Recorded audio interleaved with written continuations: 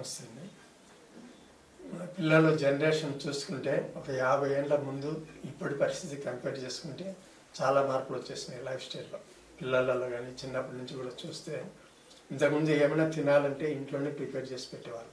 అది చిక్కీలు కావచ్చు, పల్లి చిక్కీలు కానివ్వండి, తర్వాత జీడిపప్పు చిక్కీలు, ఇలా నువ్వుల చిక్కీలు, ఇవన్నీ ఇన్ని రకాలు ఉన్నాయి కాబట్టి అన్నీ మంచి హెల్తీ ఫుడ్. అందుకని 70 ఏళ్ళు వచ్చినా కూడా వాళ్ళు యాక్టివ్గా ఉండేవాళ్ళు. వెయిట్ పెరిగే వాళ్ళే కాదు, పని చేసేవాళ్ళు యాక్టివ్గా ఉండేవాళ్ళు, అన్ని రకాలుగా హెల్తీగా ఉండేవాళ్ళు. అప్పుడు మందులు తక్కువ, కూడా హాస్పిటల్కి పోయేవాళ్ళు చాలా తక్కువ. కానీ ఇప్పుడు ఎట్లుంది పరిస్థితి, ఒక తుమ్ములు వచ్చినా కూడా దగ్గులు వచ్చినా కూడా సివియారిటీ పెరిగిపోతుంది. ఎంబడే సాయంత్రం డాక్టర్ దగ్గరికి వెళ్ళాల్సి వస్తుంది. కానీ ఇప్పుడు తినే ఫుడ్ అన్ని కేకులు, బర్గర్లు, పిజ్జాలు ఇలాంటివి. దీని తర్వాత ఏది అది ఇది కంటే లేస్, అది కాదంటే ఇంకా ఇట్లా చాట్ తినేయడం, ఇవన్నీ కూడా మంచి హెల్తీ ఫుడ్ కాదు చెప్పాలంటే.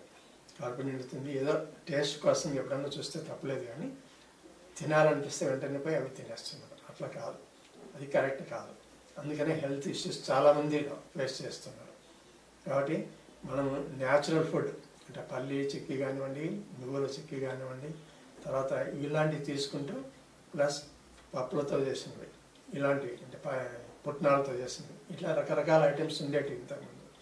కానీ ఇప్పుడు అవి తినేవాళ్ళు ఎవరు లేరు. అందరూ ఏమంటే కేక్స్ తింటారు. ఇలాంటివి తినడం వల్ల మనిషికి ఫ్యాట్ పెరుగుతుంది బాడీలో. అందుకని ఇప్పుడు చిన్నపిల్లల్ని తీసుకుంటే 50 కేజీలు 60 కేజీలు ఉంటారు. కొంచెం బాగా దానిలో కూడా వాళ్ళ లైఫ్ స్టైల్ని బట్టి కొంచెం బాగా ఎకనామికల్గా బాగున్నారు అనుకోండి 50-60 కేజీలు కూడా ఉంటున్నారు పిల్లలు. ఎకనామికల్గా తక్కువ ఉన్నారనుకోండి వాళ్ళు 30-40 కేజీలు ఉంటున్నారు. సో అట్లా ఉంటున్నారు. అది డబ్బును బట్టి వాళ్ళు కూడా వెయిట్ పెరుగుతున్నారు. అది కానీ అది ఒక చిన్నప్పటి నుంచి ఒక మంచి హ్యాబిట్స్ నేర్పించాలి తల్లిదండ్రులు పిల్లలకు.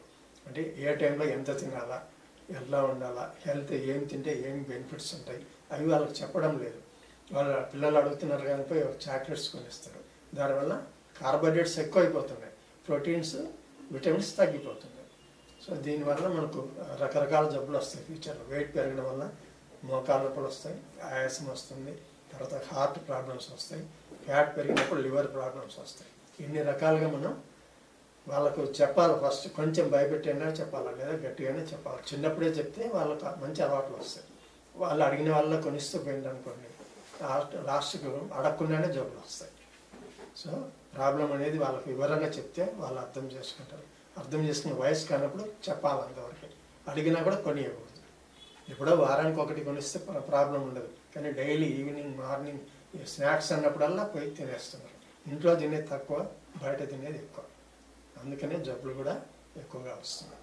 ఇది ప్రతి తల్లిదండ్రులు తెలుసుకొని వాళ్ళ పిల్లలను మీరు జాగ్రత్తగా చూసుకోవాలి.